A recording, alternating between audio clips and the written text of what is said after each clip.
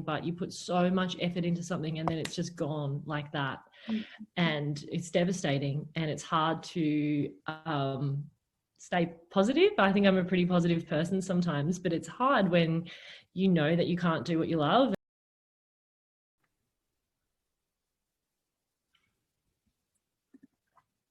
Hi, Haz. Hi, Lizzie. How are you? I'm good. How are you? Good, thank you. I'm drinking my tea. I have licorice today, so my favourite. What about you? I went for a, I've screwed up my thing. I went for a lemon and ginger one. You've got your Molokai. My Molokai cup. Yeah. Yay. Matching. They might not be able to see, but Harriet's got the exact same poster on the wall, this side, the wall in her house.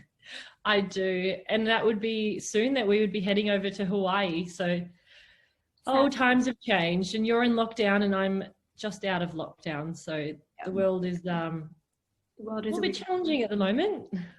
But all the more reason to be having good conversations and honest. That's right. So welcome. For those of you who didn't catch it last week, this is our vulnerability.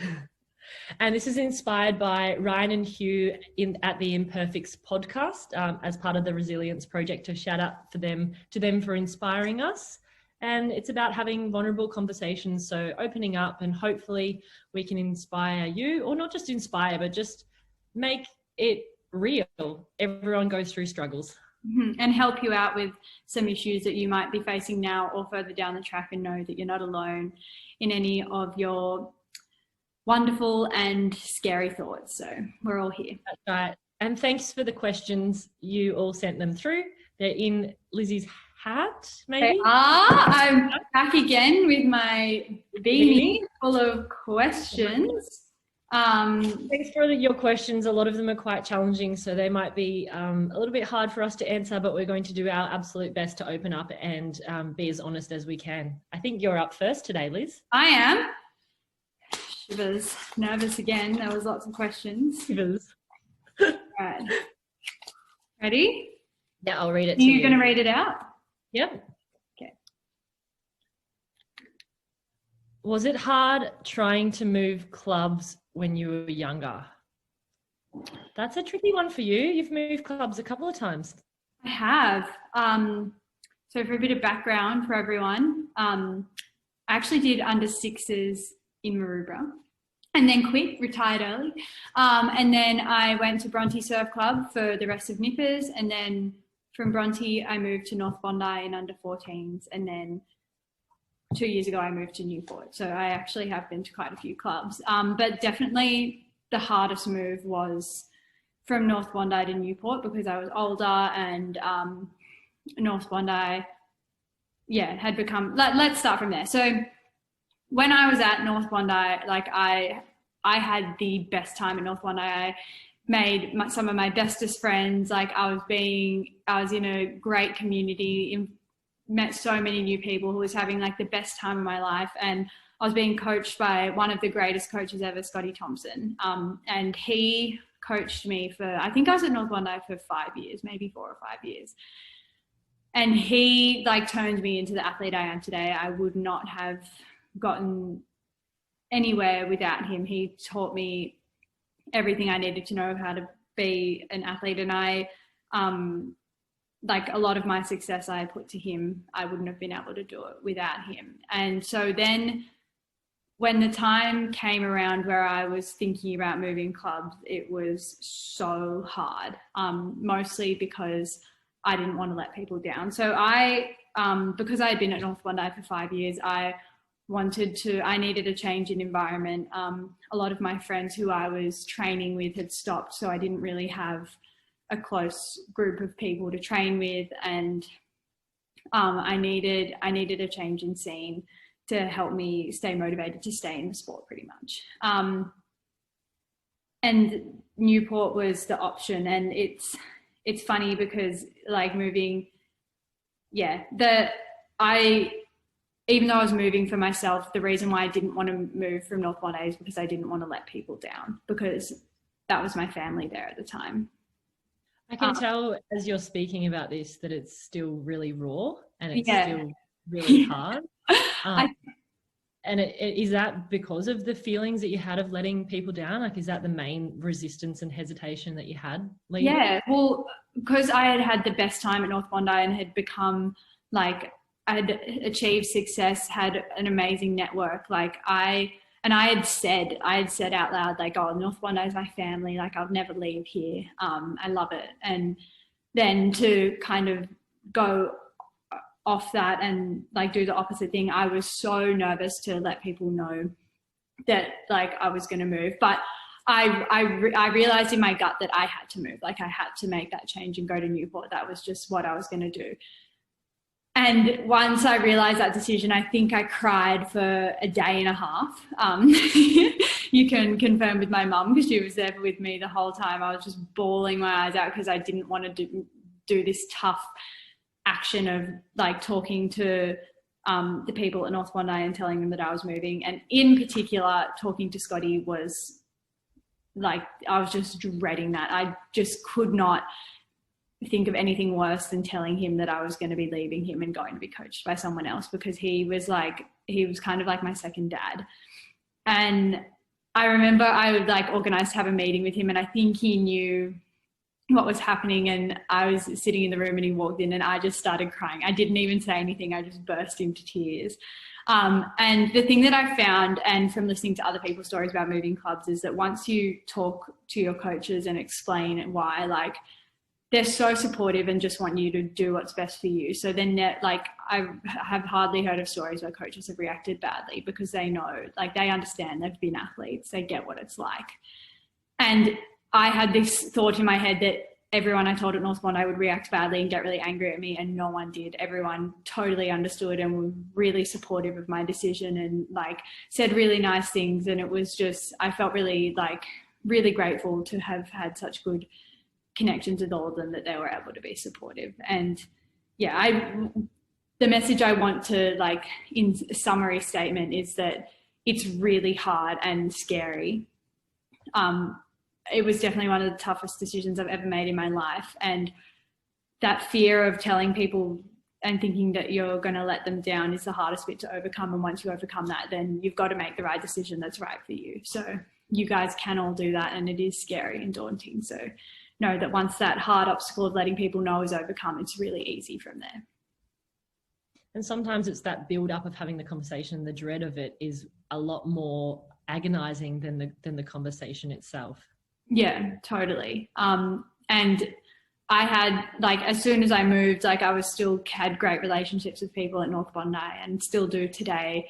There's no hard feelings. So yeah, it all ends up.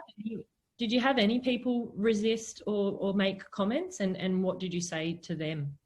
Not really.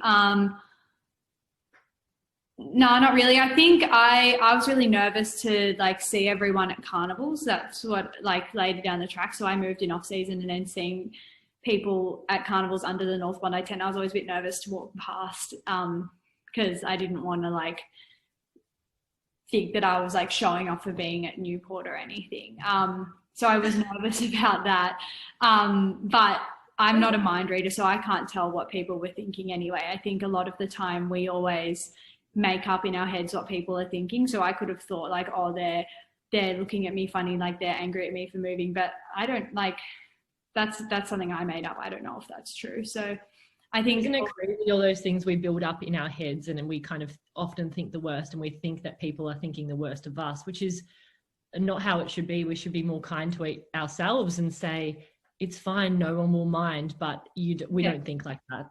No, not at all.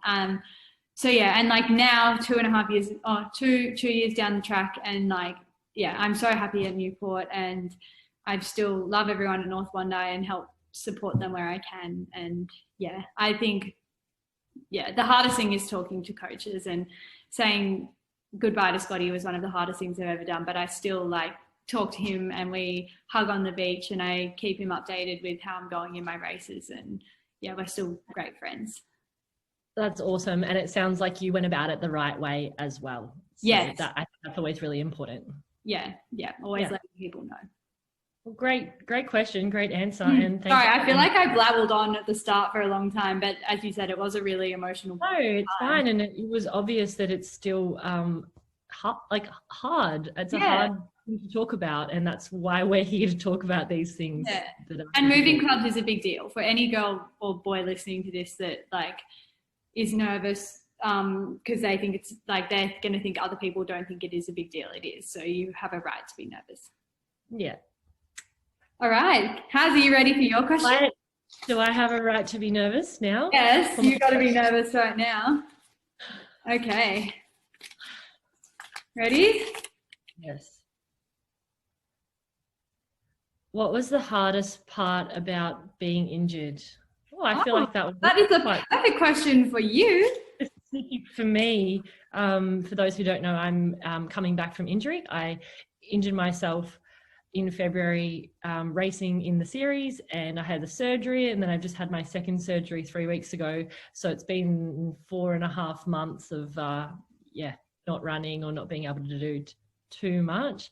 The hardest part, well, I think that there's probably two really hard parts. I think that the first one is that initial feeling when for me, it was straight away. I injured myself and went to hospital, and I knew what it was. I knew how long it was going to take. And I was just devastated. And I think I was devastated because it was just so much hard work that goes into preparing for a race. And I feel like I've done all the little things right, all the exercises, recovery, nutrition, all those little things. And then I remember falling over and just feeling my ligaments break. And I just thought, why me? Like, why me? Why not? And I was mad. I was like, why not someone else? Not that I would wish that, but I was like, why has this happened to me again? Like, what have I done? And I know that sometimes these things are just an accident, and it just it can happen to anyone. But I was pretty mad, and I felt like I was letting people down. I think that I've got a great support around me at Northcliffe, my coach Floody, Wade in the gym, all these great people that have really helped me train to be a good athlete. And they'd put a lot of time into me, and I felt like I was letting them down. And I also felt like I was letting my sponsors down as well, who'd support me to race.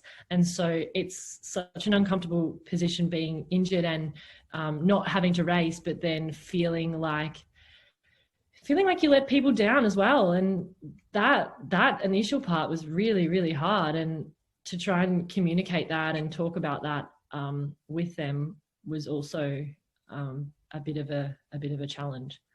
So especially like at the start, probably the hardest. Yeah. And like, I'm not sure if anyone listening remembers, but the day before Harriet had her best race in the series, got second, and like was right up there with in the top, like. And yeah, I know, like, because like we're friends, like you'd done one of your hardest pre-seasons ever, and then for that to happen. Yeah, it's like sometimes I think when that happens, you just think, what's the point? Yeah. And you shouldn't think like that. I guess it's like anything, but you put so much effort into something and then it's just gone like that. And it's devastating, and it's hard to stay positive. I think I'm a pretty positive person sometimes, but it's hard when you know that you can't do what you love, and you know that it's going to take a long time. And a lot of people would say, oh, it'll be a blessing in disguise and you'll get back and all these great things, which is awesome. But for me, I was 6 or 7 weeks of non-weight bearing. So I couldn't drive and I couldn't walk. And that's and everyone else is training for Aussies. So it's a pretty isolating time as well when you're injured and you can't do what you used to be doing, especially when you can't drive around or walk. So, and I knew I would get through, and I know lots of people have, a lot worse injuries and all of that. But I think that no matter what you're going through, if it's something that's affected your plan, it's always, it's really hard. Yeah. And I guess that's really helpful, knowing that like it's going to be hard. Like if there's a girl listening that is injured and is kind of being like, oh, I shouldn't be so sad about this. Like, Harriet was devastated. You're allowed to be sad. Oh, for sure. And a lot of my coping mechanisms that makes me feel mentally happy were gone. So usually I love to go outside, or if I'm having a bad day, even just going for a walk or exercise, going for a run. And I couldn't do those things. And that's more my mental health strategy of coping. And so that was really hard to stay positive each day and to think clearly and to try and be happy. So I ended up working with a sports psych for a couple of times in that, and that really helped me as well. But more it was just a bit of a waiting game to be able to get back to training. And so how are you going now? Yeah, so it's funny, I'm a lot happier now that I can get out and train and I can drive. I've got my independence. I can drive myself to my appointment without relying on people. I can stand up and cook. It's great. I'm doing really well, but it's funny how you get to a point that you're doing well and then it's still hard. So at the moment I'm going through a bit of a phase where everyone's getting back into training, and I had to have 2 weeks off recently because of surgery, and I haven't really been doing much for the last 4 months, and so I'm pretty far behind. And whilst I'm happy to just be at swimming training, it's also really hard to not make the time cycles and not be keeping up with the others in the squad sometimes, not be able to go to all the sessions. So I think being injured is a lot more of a mental battle than it is a physical battle. Physically, I can go to swimming and do a couple of Ks and then maybe have a rest and go again the next day. But I think mentally, to be okay with where I'm at, that's my biggest challenge at the moment, to be kind to myself and not be hard on myself when I can't keep up with the other girls next to me. Yeah. And just like for the record, like I'm so inspired by you, Haz, and just like this is the second time this has happened to Harriet, and she has come back every time with the same determination to achieve her goal and be like incredible in the sport that you love. So like that inspires me, and I hope like for girls listening who ever think of giving up when they are injured, like if you love it, just keep going. Sure. Yeah. But no, I think it would be normal to feel like giving up right now when you're injured and you're trying to get back. So if anyone feels like that, when you're behind, you think, am I ever going to get there? Yeah. All these girls are training and I have to race them soon. And those doubts that come to your mind, it's normal, and it's like, it's a reality. So, you know, if someone says, oh, no, it's fine, it is fine, but it's also hard. So I think acknowledging that, but thanks, Lizzie. I guess for me, it also helped just having people around me, being able to talk to them. And also my biggest thing is little goals each week. Yes. And just keep on doing what you love. That's it. And I love it so much. It's hard sometimes, and we all know that training's hard, but when you get back physically and you can run and swim and go to a race knowing that you're fit, I think that's one of the best feelings. So when I'm feeling down, I just kind of channel that and think of all those the great feelings that you get when you race. And even though that seems so far away, it helps me stay on track. When I'm training, I still think I got to be good enough to beat Haz. So you're still in my mind, that's for sure. After you killed it this year, thanks, Lizzie. Yeah. Oh, Haz. All right. You're an inspiration to us all. Thanks. So are you. So hard to feel like that sometimes, definitely. Especially when you're not there just yet, but determined. So we'll be back. I think it's a everyone story, and I'm sure there's a lot of girls injured at the moment that will benefit from it. Injured, or even if you're in lockdown and you can't train, and then when you go back, you're not where you want to be. Totally. Right now we're in lockdown. I can't go to a swimming pool, and that makes me incredibly nervous about like being behind in training compared to like people on the Gold Coast and stuff. But you just have to run your own race. Yeah. Stay in your own lane. Yeah. Totally. All right. That was so good. Thanks, guys. Thanks, Lizzie, and thanks, everyone. Bye.